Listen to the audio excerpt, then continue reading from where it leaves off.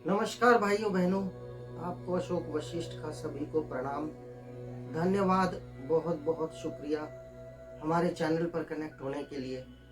सबसे पहले मैं सभी का दिल से धन्यवाद करना चाहूँगा कि जब से हमने अपना ये संपूर्ण ज्योतिष यूट्यूब चैनल लोगों की भलाई के लिए खोला है, तब से हमें बहुत सारे लाइक्स और कमेंट्स और सब्सक्रिप्शन मिल रहे हैं। आप ही का सहयोग है जिससे प्रेरित होकर हम आगे वीडियोस बनाते रहते हैं। कई कमेंट्स आते हैं कि गुरुजी हमें इस उपयोग से ये फायदा नहीं हुआ, तो फिर हम उनका प्रोसेस पूछते हैं, फिर उसमें कुछ त्रुटियां मिलती हैं, उसको करेक्शन करके बताते हैं तो काम होता है। और आज मैं आपके सामने एक ऐसा अनुष्ठान लेके आया हूं जिससे देखिए कलयुग के समय में जागृत भगवान श्री रामदूत बजरंग बली श्री हनुमान जी पिता महाराज जो हैं वो जागृत देवता हैं कलयुग में। अभी 100 लोग अगर दुनिया में हैं तो 99 लोग और 99 लोग श्री हनुमान जी की आराधना करते हैं। किंतु हमारे कई भाई बहनों में ऐसे भी लोग होंगे जो करीब 40 या 35% लोग ऐसे होंगे जो आराधना कर रहे हैं, लेकिन श्री हनुमान जी पिता महाराज आपके सब संकटों को काट के जीवन में संपूर्ण सुख भर देते हैं। किंतु उन लोगों के जीवन में क्या हो रहा है कि कर्ज बढ़ता जा रहा है, लड़ाई झगड़े बढ़ते जा रहे हैं, घर में बीमारियां पैदा हो रही हैं, कामकाज ठीक नहीं चल रहा है, सर घूमने लगा है, क्या करें क्या ना करें की स्थिति में आ चुके हैं।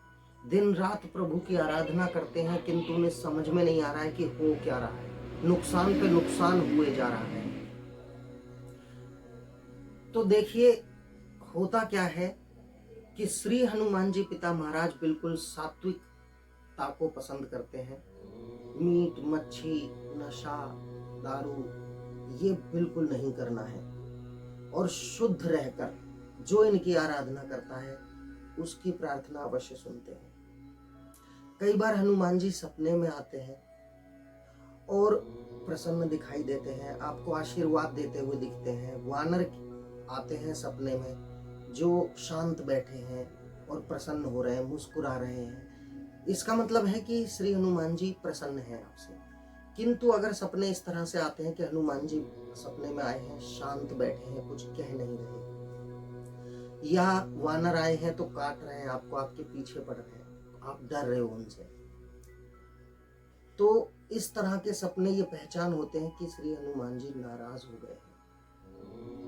अब वो परम पिता हैं, वो वास्तव में किसी से नाराज नहीं होते हैं। बस एक पिता अपने पुत्र की गलत हरकतों से बाज आके जब उससे दूर रहने लगते हैं तो उसे नाराजगी मान लो, या वो दुखी हैं बहुत इस ऐसा मान लो। तो हनुमान जी एक तरह से दुखी ही होते हैं जब उनका बच्चा गलत राह पे चलता है, उनकी आराधना कर रहा है लेकिन गलत कर्म नहीं छोड़ रहा है। तो अब अगर किसी के जीवन में ऐसा घटित हो रहा है, क्योंकि हनुमान जी की आराधना से तुरंत फल मिलता है, शीघ्र ही कुछ ही दिनों में संकेत मिलने लगते हैं और काज बनने लगते हैं, ऐसा सत्य है, 100% सत्य है। लेकिन किसी के जीवन में ये काज नहीं बन रहे हैं तो अवश्य ये वजह है कि हनुमान जी दुखी हैं, नाराज जिनको आप बोलते हैं। अब नाराज हनुमान जी हैं तो उनको प्रसन्न करने का एक ही तरीका है। देखिए सबसे पहले तो श्री हनुमान जी को जागृत करने के लिए एक मुद्रा आपको अपनानी होगी। ये हाथ हैं, ये छोटी उंगली है, इनको आपस में मिलाओ और ऊपर मोड़ लो ऐसे, राइट। फिर ये उंगलियों को मिलाओ और इन्हें मोड़ लो ऊपर, फिर इनको मिलाओ और ऐसे बैठ जाओ, ऐसे ऐसे बैठ जाओ। देखो ऐसे बना लेना है। ये एक मुद्रा है जिससे कोई भी देवता के सामने आप बैठकर उनका जाप करेंगे तो वो जागृत हो जाते हैं। डेली 10 से 15 मिनट आपको ये करना है और उनका ध्यान करना है बस उनके सामने। एक तो ये मुद्रा है।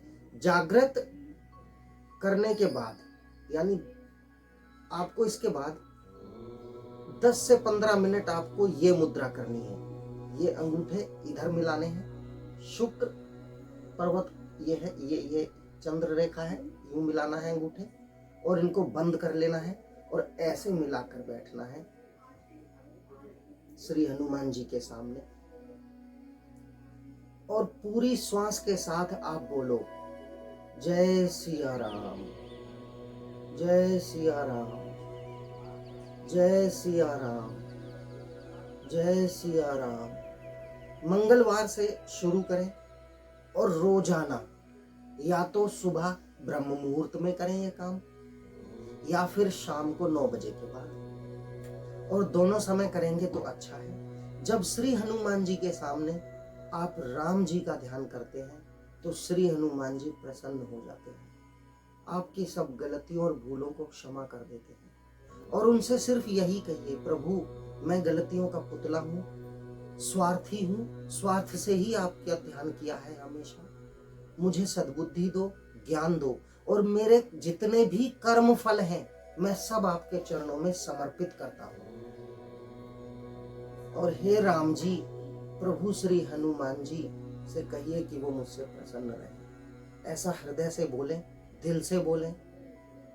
कुछ ही दिनों में आप देखेंगे कि हनुमान जी स्वप्न के थ्रू या किसी भी इशारे के द्वारा, किसी व्यक्ति के द्वारा आपको ऐसा एहसास करा देंगे कि वो प्रसन्न हो गए हैं और आपके काज बनते चले जाएंगे। इससे अलग पूरे ब्रह्मांड में हनुमान जी को प्रसन्न करने का अगर कोई तरीका आपको बताता है वो करें आप, आपकी मर्जी है आप करें, लेकिन ये एक सटीक उपाय है कि वो राम जी के अनन्य भक्त हैं और राम जी के चरणों में जाने पर श्री हनुमान जी प्रसन्न हो जाते हैं। आप मंदिर में भी जाओ मंगलवार के दिन तो श्री हनुमान जी के चरणों में नाक रगड़ते हुए अपनी गलती, भूल और अपराधों की क्षमा मांगो और उनसे कहो कि प्रभु अब सद्बुद्धि दो, ज्ञान दो और मुझे मुक्ति का मार्ग बताओ।